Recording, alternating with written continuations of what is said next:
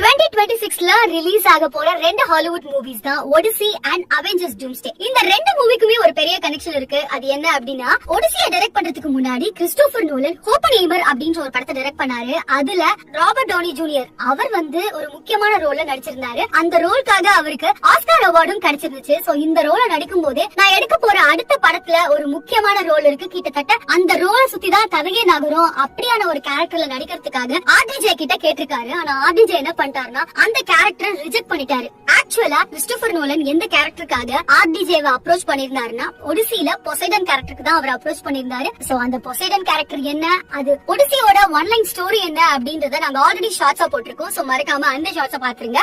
RDJ எதுக்காக இந்த கேரக்டரை வேணாம்னு சொன்னாருன்னு பாத்தீங்கன்னா, அவர் ஆல்ரெடி அவெஞ்சர்ஸ் டூம்ஸ்டேக்கு கமிட்மெண்ட் கொடுத்திருந்தாரு. சோ அதன் காரணமா தான் இதுல அவரால் நடிக்க முடியாது அப்படின்ற மாதிரியான சிச்சுவேஷன் உருவாயிடுச்சு. ஆக்சுவலா பாத்தீங்கன்னா கிறிஸ்டோபர் நோலன் எப்படியாப்பட்ட டைரக்டர் அப்படின்றது நமக்கு தெரியும். அவரோட டைரக்ஷன்ல நடிச்சு ஆஸ்கார் அவார்ட் வாங்கி இருந்தோம். ஆர்டிஜே அப்படிப்பட்ட ஒரு வாய்ப்பை வேணான்னு சொல்லிட்டு மார்வெல்ல தான் ரிட்டர்ன் ஆவேன் அப்படின்னு சொல்லி அடம் பிடிச்சு நமக்காக டாக்டர் டூமா நடிச்சிருக்காரு. கிறிஸ்டோபர் நோலனோட வாய்ப்பை ரிஜெக்ட் பண்ணதுக்கு இது மட்டும் ரீசன் கிடையாது. இன்னொரு முக்கியமான ரீசன் என்ன அப்படின்னு பாத்தீங்கன்னா, அவெஞ்சர்ஸ் டூம்ஸ்டே மட்டும் இல்லாம சீக்ரெட் வார்ஸையும் சேர்த்து இவரோட சேலரி எவ்வளவு அப்படின்ற ஒரு டாக் போயிட்டு இருக்கு. கிட்டத்தட்ட $80 மில்லியன் இந்த ரெண்டு படங்களுக்காகவும் அவர் வாங்கிருக்காராம். இதை தவிர ரெவென்யூ ஷேரும் இருக்கு. கிட்டத்தட்ட எல்லாத்தையும் கூட்டி கழிச்சு பார்த்தோம்னா அவருக்கு $100 மில்லியன் சேலரியா கிடைக்கும் அப்படின்னு ஒரு டாக் போயிட்டு இருக்கு. எப்படி பார்த்தாலும் ஆர்டிஜேக்கும் அவரோட ஃபேன்ஸ்க்கும் இது ஒரு வின் வின் சிச்சுவேஷன் அப்படின்ற மாதிரி தான் பேசிட்டு இருக்காங்க.